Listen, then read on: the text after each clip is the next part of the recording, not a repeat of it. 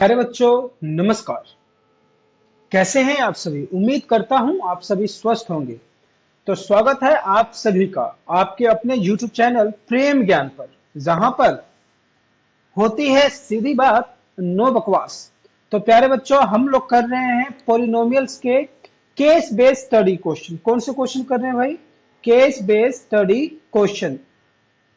इससे पहले यदि आप इस चैप्टर का इंट्रोडक्शन देखना चाहते हैं तो आपको सिंपली टाइप करना होगा आपके YouTube या गूगल पे प्रेम ज्ञान पोलिनोमियल। क्या करेंगे? प्रेम ज्ञान वाला पोलिनोमियल चैप्टर निकाल के दिखा दीजिए। तो प्यारे बच्चों, यदि आपको चैप्टर का बिल्कुल बेसिक पढ़ना है, शुरू से पढ़ना है, तो आप बिल्कुल शुरू के पार्ट्स में जाइए, प्लेलिस्ट में जाइए, और उस प्लेलिस्ट में सबसे पहले इंट्रोडक्शन है, फिर ग्राफ्स वगैरह है, टाइप्स ऑफ पोलिनोमियल है, मतलब हर एक चीज आपको बखूबी बहुत अच्छे से समझाने की कोशिश की गई है। और मुझे उम्मीद है यदि आप ध्यान से देखेंगे वीडियो तो आपको जरूर समझ में आएगी।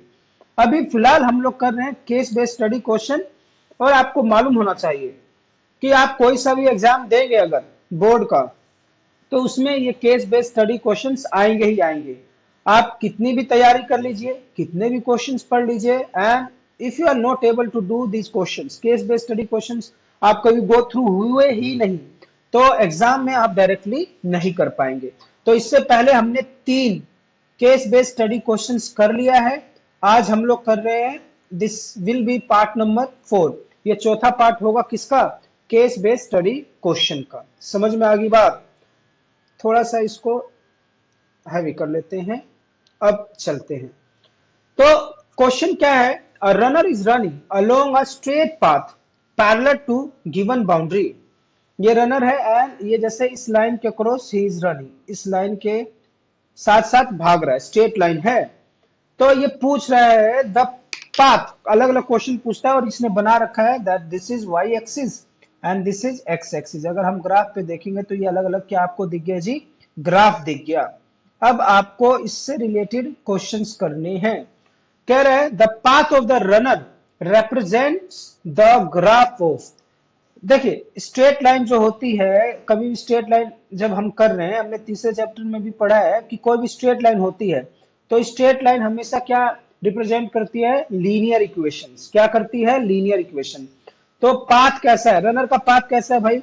It is straight. और स्ट्रेट लाइन के लिए क्या होती है? Linear polynomial. कौन सा पोलिनोमियल आएगा? ये linear polynomial. So this is the answer of 1, first question. Second part क्या कह रहा है? The equation of this graph can be written as. कह रहा है इस ग्राफ के इक्वेशन को आप कैसे लिख सकते हैं? ये बिल्कुल सिंपल सी बात है, ये लीनियर है। तो लीनियर इक्वेशन को आप किस तरह रिप्रेजेंट कर सकते हैं? व्हेन इस साइड से केवल एक्स एक्सिस पे कोई वैल्यू दी हुई हो, केवल एक्स एक्सिस पे भाग रहा है, जैसे कि मान लीजिए यहाँ पे ये भाग लिया 50 सेंटीमीटर, फिर 100 सेंटीमीटर, 200 सेंटीमीटर, 1 किलोमीटर, 2 किलोमीटर। तो ये किस अक्रॉस भाग रहा है? एक्स एक्सिस के। तो केवल एक्स एक्सिस की ही वैल्यू है, तो एक्स की ही कुछ वैल्यू आएगी। तो इसके लिए y की वैल्यू नहीं आएगी। x 0 तो हो ही नहीं सकता, because he is not stable. एक जगह थोड़ा ना रुका हुआ है, ये तो भागे जा रहा है, भागे जा रहा है, भागे जा रहा है। सो यू कैन नॉट से कि x 0 है और y 0 होने का कुछ तर्क ही नहीं बनता, because he is running across x axis. कहां दौड़ रहा है? एक्स एक्सिस पे। तो x की वैल्यू क्या आ गई? 2। ये 2 कुछ भी हो सकता है। x 2 किलोमीटर हो सकता है, 200 मीटर हो सकता है, 2 मीटर हो सकता है, कुछ भी। सो दिस इज करेक्ट ऑप्शन। समझ में आ गई बात? Now next, how many zeros does it have? कितने जीरो होंगे यार? लीनियर इक्वेशन है, लीनियर इक्वेशन की कितनी जीरोस होती हैं? एक होती है। आगे बात समझ में? सिंपल सी बात है, अगर इक्वेशन लीनियर है तो इसकी पावर कितनी है? 1। So it will have only 1 0. Next, if the graph would have been parallel to x axis, then its number of zeros। कह रहा है कि मान लीजिए हम कोई ग्राफ बनाते हैं और वो ग्राफ x एक्सिस के पैरेलल है, means it is not cutting anywhere at x axis. x axis को थोड़ा ना काट रहा है, ये तो y एक्सिस को कट रहा है। तो जब x एक्सिस पे कोई पॉइंट कट ही नहीं कर रहा है तो उसके जीरोस कितने होंगे? उसके एक भी जीरो नहीं होंगे, नल होंगे, जीरो होंगे। तो ये इसका राइट आंसर है। समझ रहे हो ना प्यारे बच्चों? अरे बहुत आसान है। जब प्रेम तरीका जानोगे, सब ज्ञान जाओगे भूल, मैथमेटिक्स लगेगी हलवा और मार्क्स आएंगे full. If 1 0 of the polynomial this P Z is reciprocal of other than value of M. कह रहा है एक जीरो दूसरे का रेसिप्रोकल है। क्या कह रहा है? एक जीरो दूसरे का रेसिप्रोकल है। 3z² minus 10z plus M. क्या है 3z²? क्या है इसमें लिख लेते हैं हम, फोर्थ पार्ट का यहाँ पे करना पड़ेगा।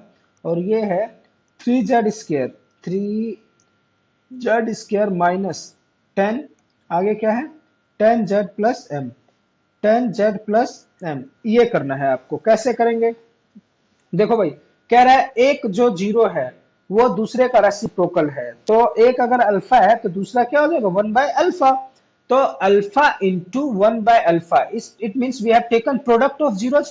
प्रोडक्ट ले रहे हैं, जब प्रोडक्ट ले रहे हैं तो यहाँ पे प्रोडक्ट की वैल्यू क्या आएगी जरा बताइए तो जरा। यहाँ पे m इसने लिख दिया है, यहाँ पे ये पूछना क्या चाह रहा है, ये पूछना चाह रहा है इफ 1 जीरोस, तो यहाँ पे हमें m की वैल्यू निकालनी है। तो ये तो बहुत ही सरल हो जाएगा। क्या होगा जरा देखें, प्रोडक्ट ऑफ जीरो क्या आएगा c/a होता है। प्रोडक्ट ऑफ जीरो क्या होता है c/a। यहाँ पे c की जगह क्या लिखेंगे m, और a की जगह क्या लिख देंगे 3। तो अल्फा इंटू अल्फा क्या हो जाएगा कैंसिल, तो यहाँ पे क्या आ गया 1, और ये क्या आ जाएगा, ये तो हमने वैसे लिखा है कि भाई फॉर्मूला होता है m/3। सो m की वैल्यू क्या आ जाएगी आपकी 3, m की वैल्यू क्या आ जाएगी 3। सो 3 is correct answer. So the value of m is 3। प्यारे बच्चों देखो आपने कितने आसान क्वेश्चन है। तो आपसे हाथ जोड़कर गुजारिश है कि don't forget to what do these questions which are based on case based study. Case based study वाले क्वेश्चन आप जरूर करें, ये पेपर में आएंगे। और प्यारे बच्चों मैं आपको बता दूं कि आपको कोई भी चैप्टर पढ़ना हो, आप कुछ भी मत कीजिए, बस चैप्टर का नाम आपको मालूम होना चाहिए। For example you know that this chapter is known as polynomial. क्या कहते हैं इसको? पोलिनोमियल।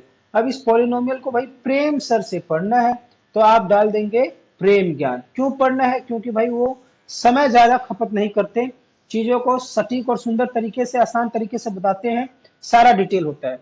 तो आप जाके इस किस पे आ जाएंगे प्लेलिस्ट में, और वहां पर आपको सबसे पहले इंट्रोडक्शन हर एक चैप्टर का मिलेगा।